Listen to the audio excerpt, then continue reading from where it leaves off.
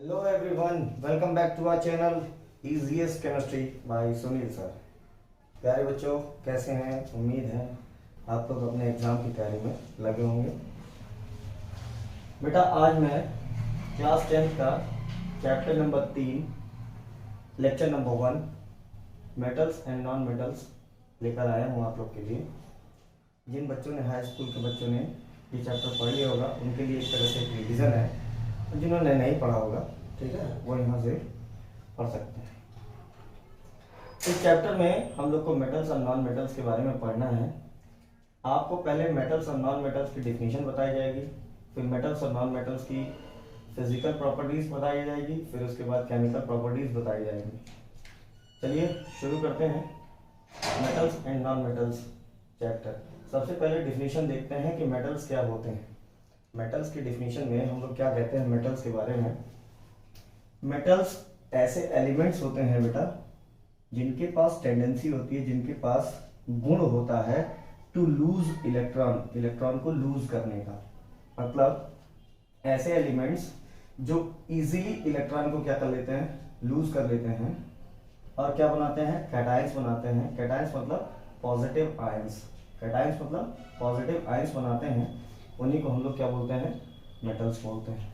ठीक, एग्जाम्पल आप मेटल्स का देख सकते हो, सोडियम है, पोटेशियम है, कैल्शियम है, मैग्नीशियम है, ये सब किसके एग्जाम्पल है, मेटल्स के। मेटल्स जब आयनाइज होता है तो किस तरह से आयनाइज होता है जरा देख लो। सोडियम है, सोडियम के आउटर मोस्ट शेल में, सबसे बाहरी कोश में, सबसे बाहरी एनर्जी लेवल में एक इलेक्ट्रॉन होता है और उसी एक इलेक्ट्रॉन को लूज कर देता है बड़े आसानी से सोडियम, और क्या बना लेता है, सोडियम आयन बना लेता है। सोडियम आयन पॉजिटिव आयन है, इस वजह से इसको क्या बोलते हैं हम लोग, कैटायन। इसी तरह से मैग्नीशियम, मैग्नीशियम के भी आउटर मोस्ट सेल में 2 इलेक्ट्रॉन होते हैं और उन 2 इलेक्ट्रॉनों को बहुत इजीली लूज करके वो क्या बना देता है, मैग्नीशियम आयन बनाता है। तो सोडियम आयन और मैग्नीशियम आयन बन रहा, इस वजह से सोडियम और मैग्नीशियम क्या है, मेटल्स हैं और ये कैटायंस बनाते हैं। यहाँ तक बात समझ में आ गई। चलो मेटल्स की अगर फिजिकल प्रॉपर्टीज की बात की जाए, मेटल्स की फिजिकल प्रॉपर्टी कौन कौन सी हो सकती हैं उनके बारे में अगर हम लोग चर्चा करें तो देखते हैं कि मेटल्स जो होते हैं सॉलिड होते हैं जनरली, कब, रूम टेम्परेचर। जो नॉर्मल टेम्परेचर होता है रूम टेम्परेचर, उस रूम टेम्परेचर पर जो मेटल्स होते हैं वो जनरली सॉलिड होते हैं, except mercury and gallium. Mercury और गैलियम ये किस में होते हैं, लिक्विड स्टेट में होते हैं, जिसकी वजह से हम लोग कहते हैं कि सारे मेटल्स रूम टेम्परेचर पर सॉलिड तो होते हैं, लेकिन अपवाद, एक्सेप्शन में मरकरी और गैलियम है। इसको आपको याद रखना। फिजिकल प्रॉपर्टी में दूसरा पॉइंट जो है वो क्या है, they have generally high melting point, boiling point and density except gallium. आप समझना जरा, मैंने अभी कहा कि जो मेटल्स होते हैं वो रूम टेम्परेचर पर सॉलिड होते हैं।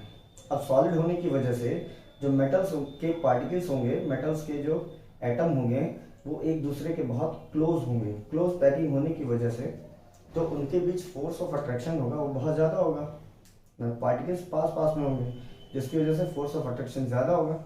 और उस फोर्स ऑफ अट्रैक्शन को कम करने के लिए, उसको ख़त्म करने के लिए ज़्यादा से ज़्यादा टेम्परेचर देना पड़ेगा ताकि पार्टिकल्स एक दूसरे से अलग हो सकें। इसी वजह से मेटल का जो मेल्टिंग पॉइंट्स होता है वो क्या होता है, हाई होता है। बॉइलिंग पॉइंट भी मेटल का क्या होता है, हाई ही होता है। डेंसिटी की बात करते हैं। डेंसिटी क्या होती है, किसी भी मैटर के यूनिट वॉल्यूम में जितने नंबर ऑफ पार्टिकल्स होते हैं उसी को हम लोग क्या बोलते हैं, डेंसिटी बोलते हैं। ऑब्वियसली मैटर क्या है, सॉलिड है, उसके पार्टिकल्स एक दूसरे के बहुत क्लोज पैक होते हैं, एक दूसरे के बहुत क्लोजली पैक्ड होते हैं, पार्टिकल्स एक दूसरे के बहुत क्लोजली पैक्ड होते हैं, जिसकी वजह से जो यूनिट वॉल्यूम होता है, unit volume of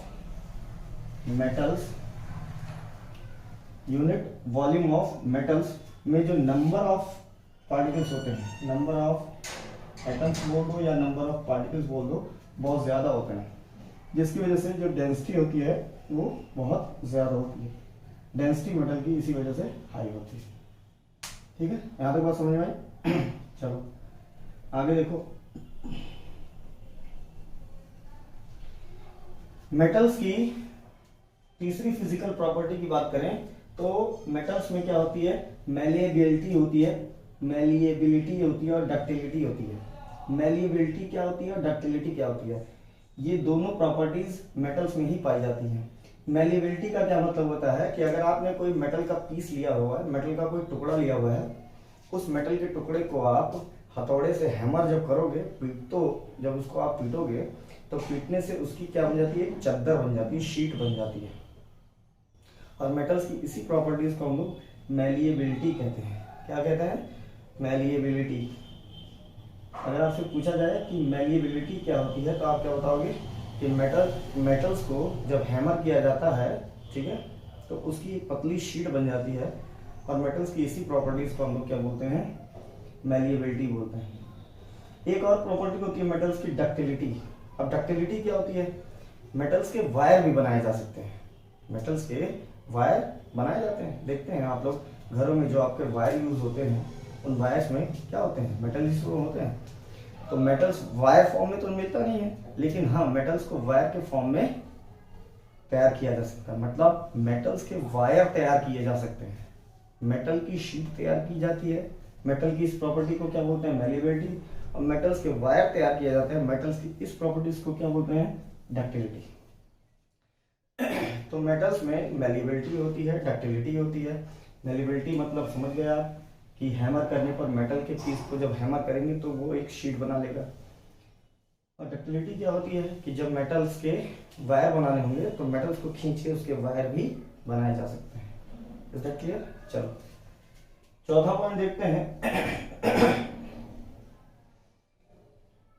physical property of metals में जो चौथा पॉइंट है वो क्या है कि मेटल्स जो होते हैं वो गुड कंडक्टर होते हैं हीट और इलेक्ट्रिसिटी के। आपको पता है कि अगर एक मेटल वायर है तो मेटल वायर के एक सिरे को अगर आप हीट से गर्म करो तो धीरे धीरे हीट कहाँ तक आ जाती है, टेल तक आ जाती है।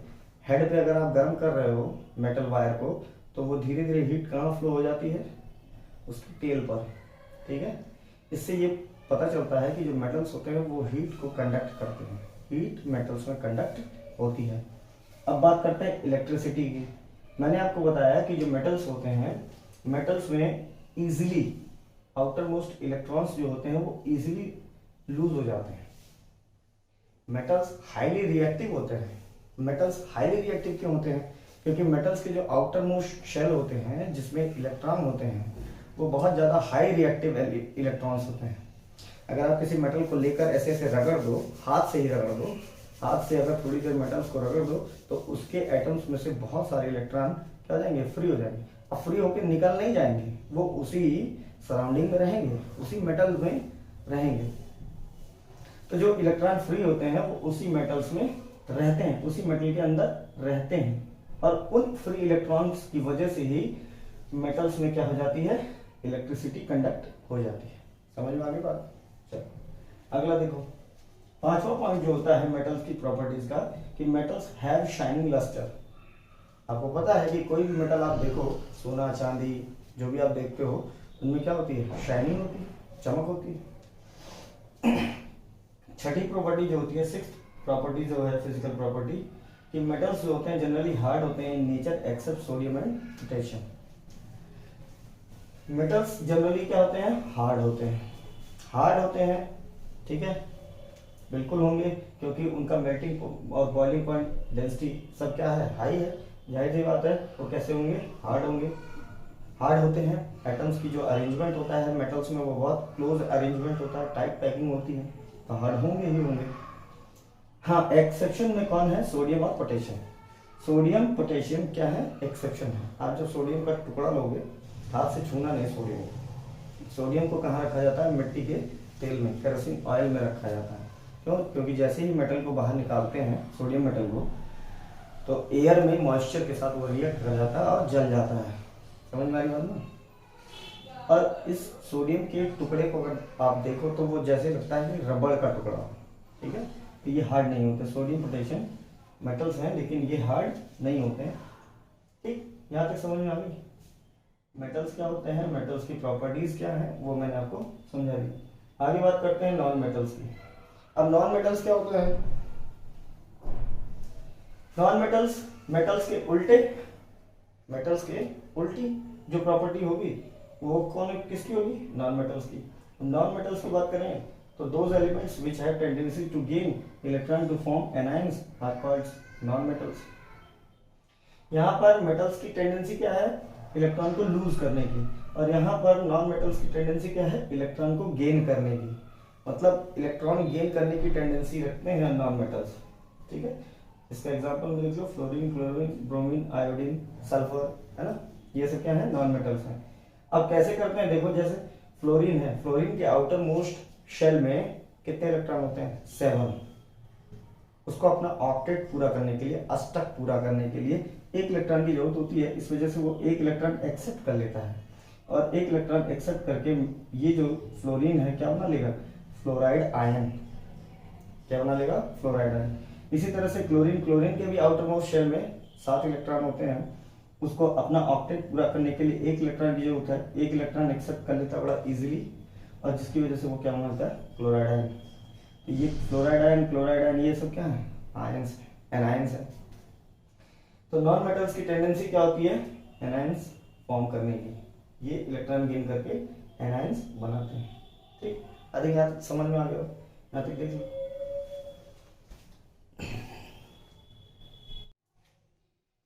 चलो आगे देखते हैं बेटा। मेटल्स की फिजिकल प्रॉपर्टी हम लोगों ने देख ली। अब हम लोग देखते हैं physical properties of non metals. Physical properties of non metals. ठीक है,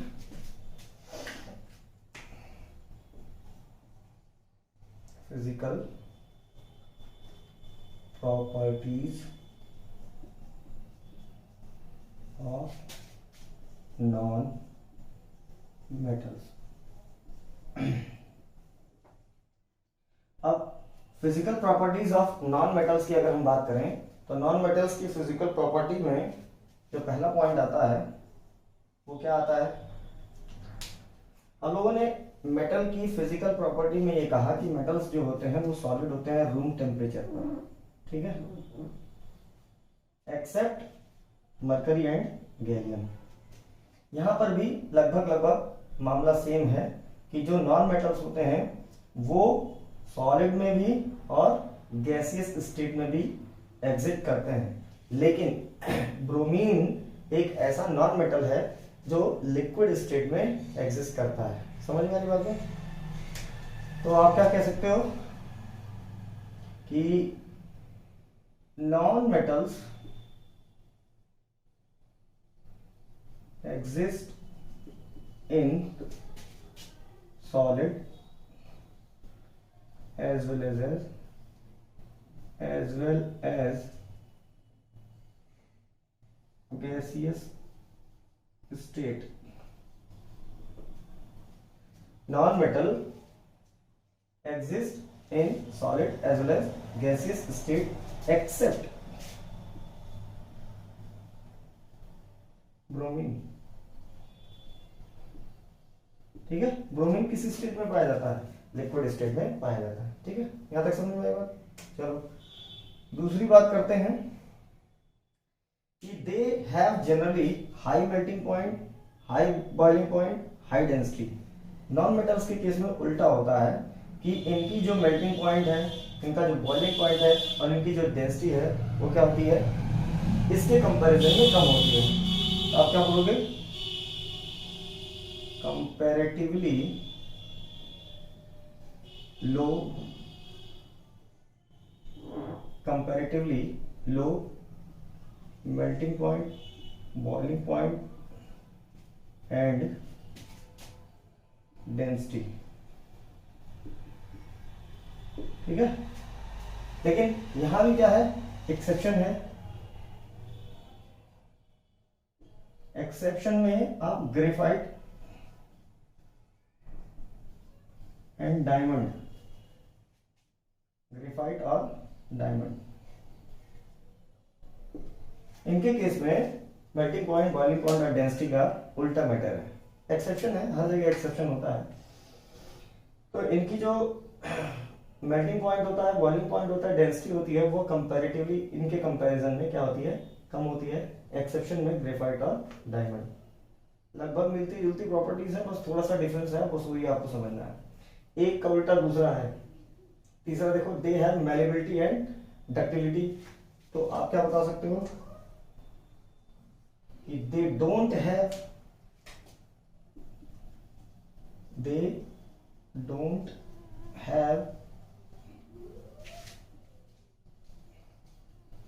malleability and ductility.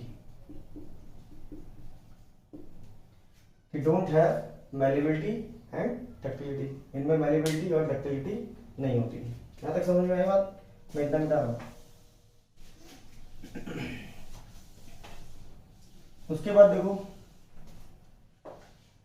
यहां पर हम लोग बात करते हैं चौथा, नॉन मेटल्स की अगर बात करें तो नॉन मेटल्स में, अगर हम लोग नॉन मेटल्स की बात करें तो नॉन मेटल्स में हीट और इलेक्ट्रिसिटी की कंडक्टिविटी नहीं पाई जाती। ये नॉन मेटल्स हीट और इलेक्ट्रिसिटी को कंडक्ट नहीं करते।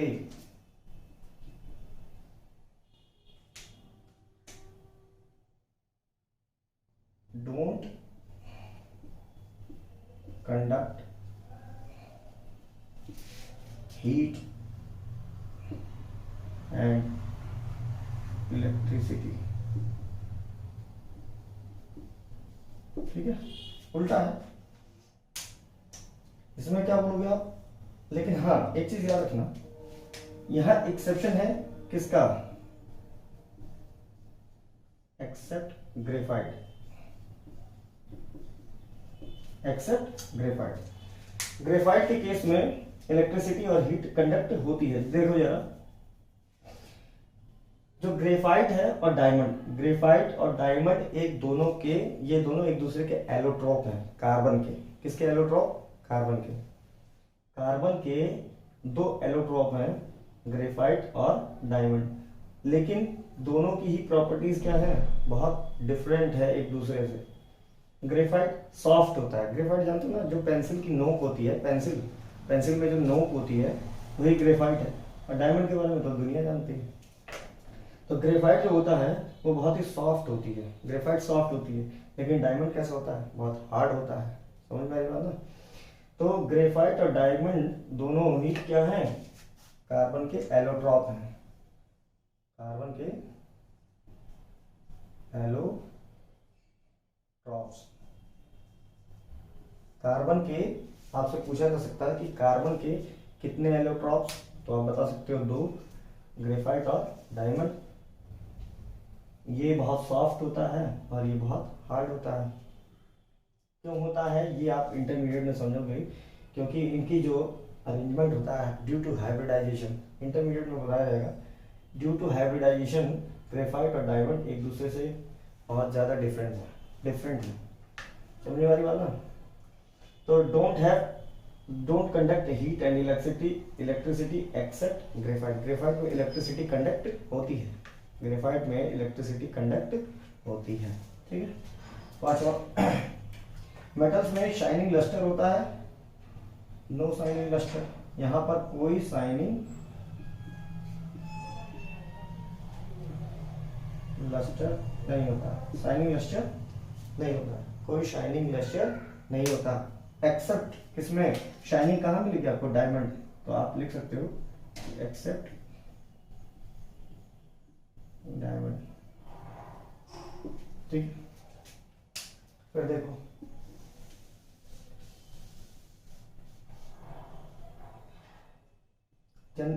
इसमें जो छठा पॉइंट है वो लिख सकते हो, जैसे यहां लिखा है छठा point, generally hard in nature except sodium and potassium. तो ये क्या होते हैं? हार्ड नहीं होते, जनरली क्या होते हैं? सॉफ्ट।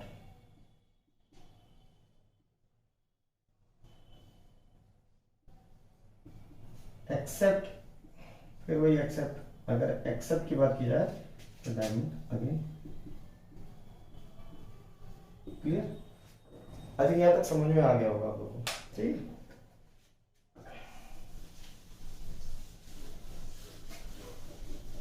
एक बार मैं फिर से दोहरा देता हूँ। जब फिजिकल प्रॉपर्टीज होती हैं नॉन मेटल्स की, वो क्या क्या होती हैं? Physical property of non metals में पहला जो है, non metals exist in solid as well as gaseous state except bromine.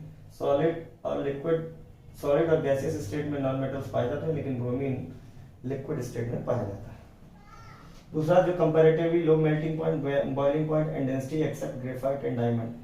इनमें जो melting point, boiling point, density होती है वो बहुत कम होती है। किसके कंपैरिजन में? मेटल्स के कंपैरिजन में। लेकिन एक्सेप्शन है ग्रेफाइट और डायमंड। अब ग्रेफाइट और डायमंड क्या है? कार्बन के एलोट्रॉप्स हैं। कार्बन के एलोट्रॉप्स हैं, एक दूसरे के एकदम अपोजिट है प्रॉपर्टीज में, ठीक है। तीसरा जो पॉइंट है, they don't have malleability and ductility, नहीं पाई जाती नॉन मेटल्स में मेलेबिलिटी और डक्टिलिटी। चौथा, don't conduct heat and electricity except graphite, इनमें इलेक्ट्रिसिटी कंडक्ट नहीं होती है, हीट कंडक्ट नहीं होती है। हाँ, ग्रेफाइट की बात करें तो ग्रेफाइट में कंडक्ट होती है। इसमें जो पांचवा पॉइंट है, non shining lustres except diamond, shining lustre नहीं होती, शाइनिंग नहीं पाई जाती है नॉन मेटल्स में, लेकिन आप ग्रेफाइट उसको डायमंड को देखिए, डायमंड में शाइनिंग होती है। जनरली सॉफ्ट, जनरली क्या होते हैं? सॉफ्ट होते हैं, एक्सेप्ट अगर हम किसकी बात करें? डायमंड्स की। चलो, एक मेटल्स, नॉन मेटल्स, मेटल्स की फिजिकल प्रॉपर्टी, नॉन मेटल्स की फिजिकल प्रॉपर्टीज हम लोगों ने देख लिया। एक और टर्म यूज होता है जिसका नाम है मेटलॉइड्स। एक टर्म और यूज होता है मेटलॉइड्स। मेटलॉइड्स वो होते हैं जिनमें दोनों के कैरेक्टर होते हैं, बोथ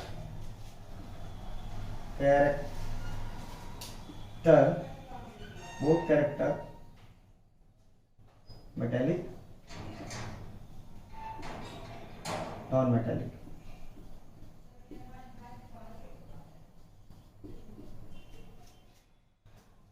अगर हम मेटलॉइड्स की बात करें तो मेटल्स और नॉन मेटल्स के अलावा कुछ ऐसे भी एलिमेंट्स होते हैं जिनको हम लोग मेटलॉइड्स कहते हैं। हम मेटलॉइड्स क्यों कहते हैं? क्योंकि इनमें मेटेलिक कैरेक्टर भी होते हैं और नॉन मेटेलिक कैरेक्टर भी होते हैं।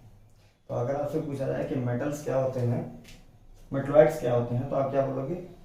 Those elements which have both metallic character as well as non metallic character are called metalloids. Metalloids के एग्जांपल में आर्सेनिक भी है,